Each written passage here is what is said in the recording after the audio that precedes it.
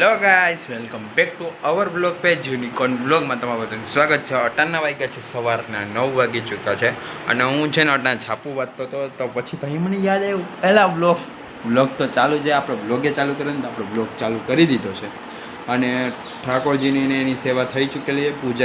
પૂજા થઈ ગઈ છે. હું તમને દેખાણું, તમે પણ દર્શન કરી લ્યો. અને જો તમે બ્લોગમાં નવા હોય ને તો સબસ્ક્રાઈબ કરી દેજો. યુટ્યુબમાં જોતા હોય તો, ફેસબુકમાં જોતા હોય તો ફોલો કરી દેજો. ઇન્સ્ટાગ્રામમાં જોતા હોય ફોલો કરી દેજો, શેર કરી દેજો અને પ્યારી પ્યારી એવી નાની એવી કમેન્ટ કરી દેજો. તો ચાલો હવે હું તમને કરાવું દર્શન.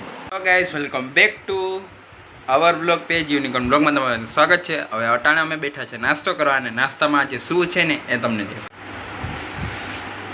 ખારી છે આ નાસ્તામાં ને સાથે અમે વાંચશું છાપું કારણ કે આરસીબી હાર્યું. હા, આરસીબી હાર્યું. રાજસ્થાન જીતું ને આહા કોઈ ખુશી થઈ અને જુરેલ અને રિયાન પરાગનું રિયાન પરાગ અને જુરેલ જે મળ્યા ને લાસ્ટમાં ઈ જોવા જેવું હતું. બાકી રિયાન કઈ એટલું રહીમાં નથી રિયાનભાઈ, બટ આપણા જુરેલભાઈ ને વૈભવ સૂર્યવંશી રહીમાં એમાં મજા આવી ગઈ. મેં જોવાની તને મજા આવી. અને કેવું તમારું? મારું તો જોરદાર કહેવાનું એવી ને કે રાજસ્થાને પહેલી જ ઓવર પહેલો જ બોલ ને સીધી વિકેટ પડી ગઈ ને સોલ્ટની ખબર પડી ગઈ હવે આરસીબી જીતવાની છે. ને એમાંય પાછું કોનું હારી ગયું? વિરાટ કોહલી. મજા આવી ગઈ. અને ભાઈ આરસીબી માં એક વાત કે હેઝલવુડ આવ્યા ને એમાં થોડી ખુશી થઈ. હા, હેઝલવુડ આવ્યો ને એનું કમબેક થયું ને 2 વિકેટ એ લીધી, મજા આવી. આપણે હેઝલવુડ ગમે છે આરસીબી માં, એક અને એક વિરાટ કોહલી, 2 ગમે છે.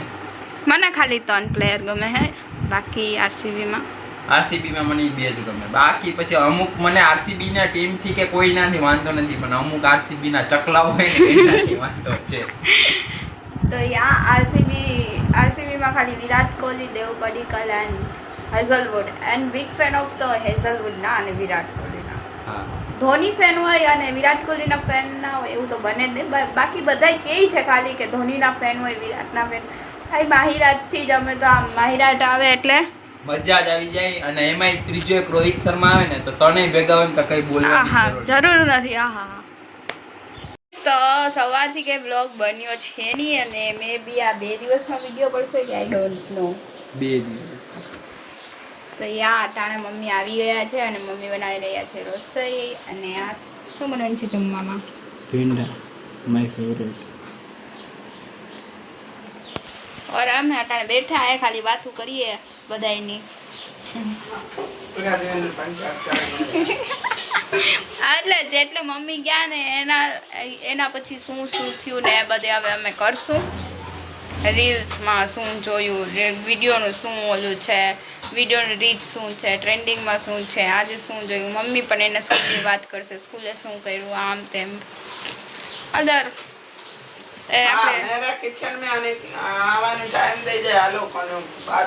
વાતો કરવાનો ટાઈમ થઈ જાય.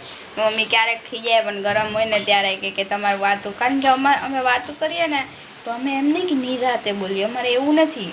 અમે એવડો અવાજ કાઢશું જે વિડીયોમાં નથી આવતો, બટ એ અમારો અવાજ છે ને ઊંચો જાય, બહુ હાઈ લેવલ. આખી સોસાયટી હોઈ ગઈ છે ત્યારે અમે રસોઈ કરીએ હે. એમાં મમ્મીનો હે ને અવાજ વહી ગયો. મારા મમ્મી અટાણે આવ્યા ને સ્કૂલેથી. યુ નો દેટ કે આ 13 વાગ્યે તમને દેખાડે તો તમને ખબર જ હશે.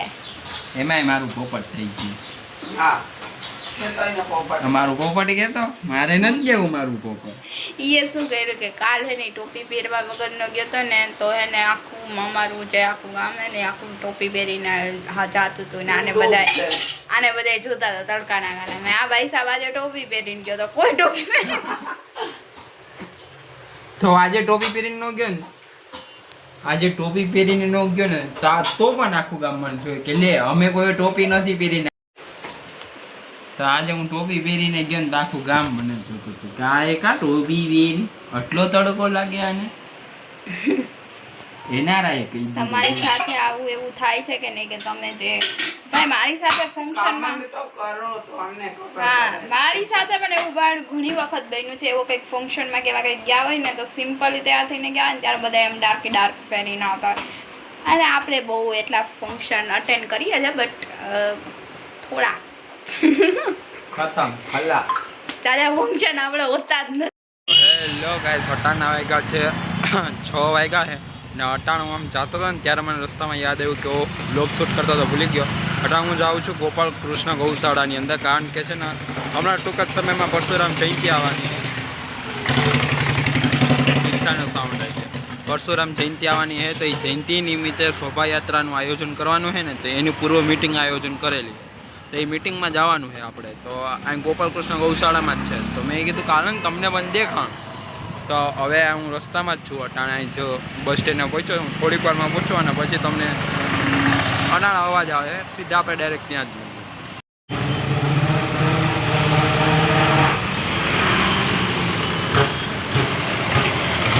અટાણે જ આપણે ગોપાલ કૃષ્ણ ગૌશાળામાં પહોંચી ગયા. અંદર ગૌશાળાને એ હવે જોઈએ મીટિંગ ચાલુ થઈ કે નહીં.